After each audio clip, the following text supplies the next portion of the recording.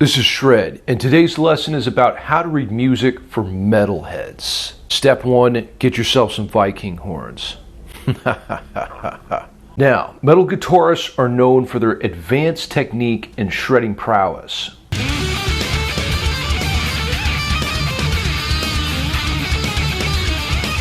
But put a piece of music in front of them and they shut the fuck up real quick. In this video, I'll teach you how to read the notes on the staff and the basics of rhythm. We'll practice reading music with excerpts from Beethoven and a super evil version of Twinkle Twinkle Little Star. More like the Death Star. Oh, and I almost forgot to mention the most important part. The dark world of the underworld below is hungry for souls. Sell yours to him in exchange for unlimited music reading chops. Come on, you're not scared, are you? Are you? So grab your axe and let's get to it.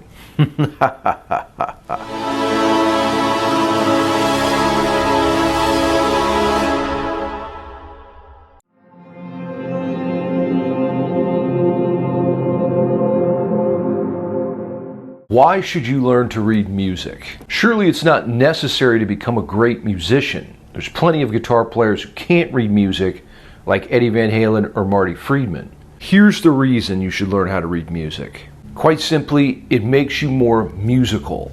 Being able to read music provides you with precise tools to articulate your creative visions and transmit them to others. It's like a language. While iconic guitar players like Eddie Van Halen are incredible players, they have to rely on others to transcribe their music and communicate their ideas to aspiring guitarists. Now, using your ears is also a good way to pick up musical ideas, and no doubt Marty Friedman and EVH have great ears. But music notation gives you even more information.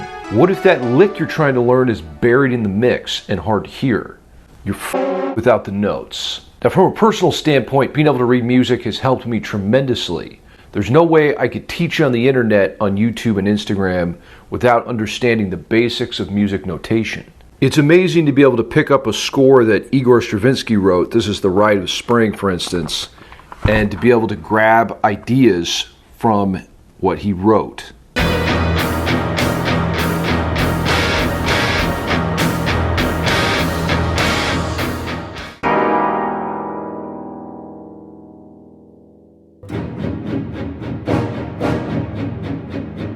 I also have the complete Star Wars suite for orchestra by John Williams. I use their scores frequently to steal ideas from my own guitar playing. Shh, John Williams is no stranger to stealing notes.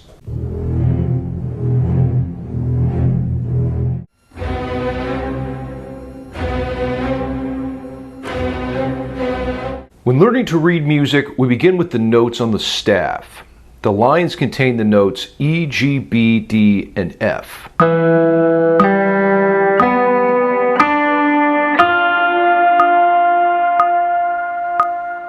Try using the acronym Evil Geniuses Belch Devil Fire to remember the notes. The spaces contain the notes F, A, C, and E, spelling the word face. Remember these notes or I'll smack your face.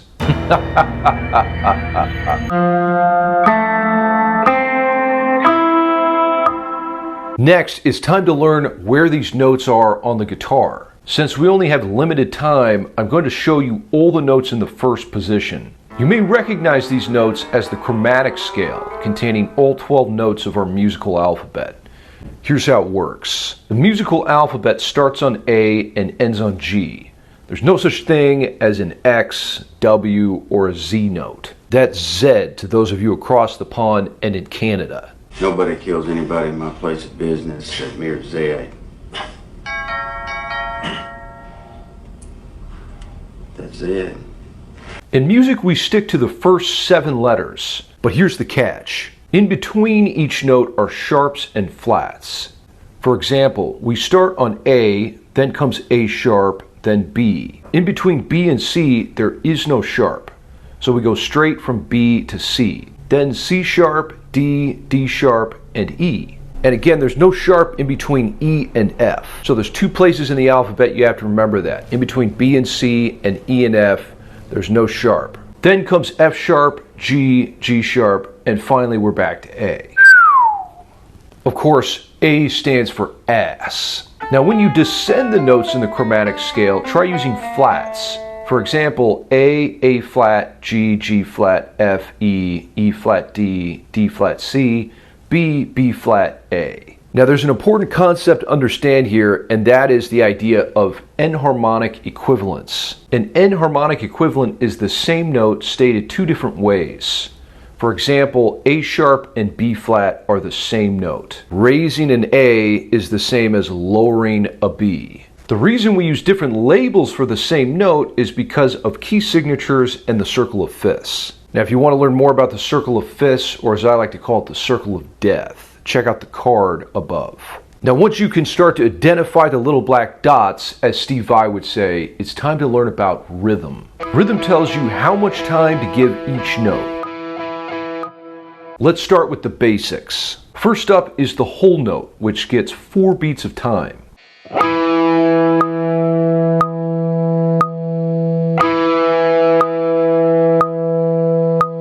And here's what a whole note rest looks like. A rest means shut the fuck up. This is not easy for guitar players. Next, the half note gets 2 beats. For when you feel like half-assing it. Now moving on, we've got the quarter notes. Quarter notes receive 1 beat.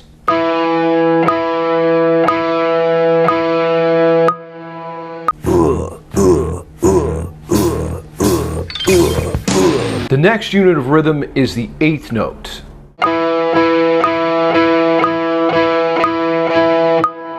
Two 8th notes fit into 1 beat. Double or nothing, baby. After 8th notes, we move on to 8th note triplets, or 3 notes per beat. The main theme in Star Wars uses this subdivision.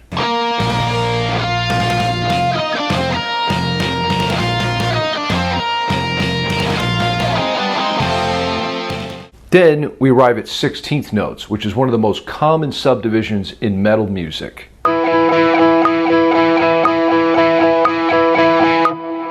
16th notes are 4 notes per beat, which is what Rimsky-Korsakov uses in Flight of the Bumblebee.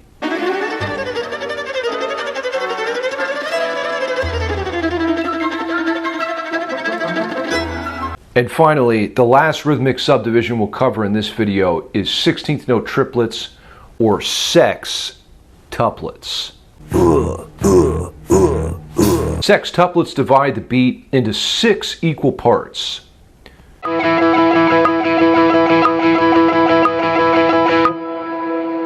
A great example of sextuplets is Paul Gilbert's Technical Difficulties.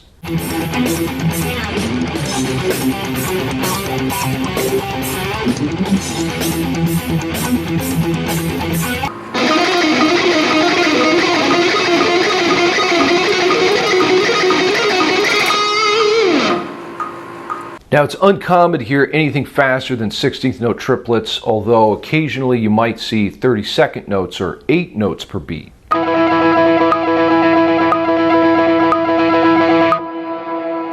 A little advice from Papa Shred when it comes to notating your score though. No one wants to see a score riddled with complex subdivisions and hard to read phrases. So don't make your music any more complex than it has to be. Okay, it's time to put into practice what we've learned. Let's have a look at some of the music reading exercises available in my upcoming music theory course. To begin, we'll pray to the most evil one in order to summon the ghost of Lord Beethoven. Dear dark Lord of the depths, grant us your diabolical power to kick ass, reading Lord Beethoven's Ode to Joy with wicked accuracy and evil in our hearts. Amen. Okay, let's do this. There's mostly quarter notes which receive 1 note per beat in this iconic melody. Although look out for the end where there's a dotted quarter note, which gets a beat and a half, or a quarter note and an eighth note. The dot adds 1/2 the value of the note. So again, in total, you've got a quarter note plus an eighth note. The dotted quarter note leads into an eighth note, which you can probably feel because you're familiar with the melody. A half note or 2 beats of time at the end. I'm using only the notes in the first position on the top 2 strings, or the B and high E string.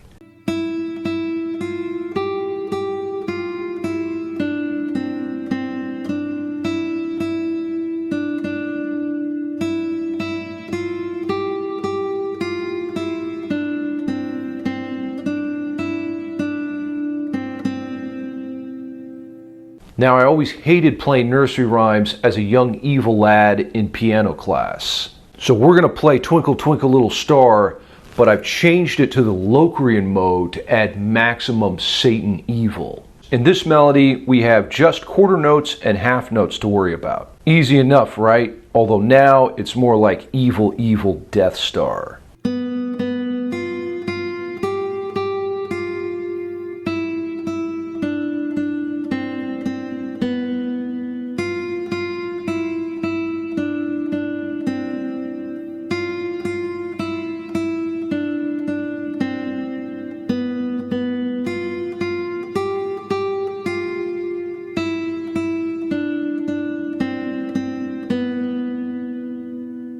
Now, I've got lots of additional reading exercises in my upcoming music theory course. The course will be available to my patrons on Patreon at the $10 level. Version 1 is coming soon, and I'll continually expand and update this course until it reaches about 666 hours of content.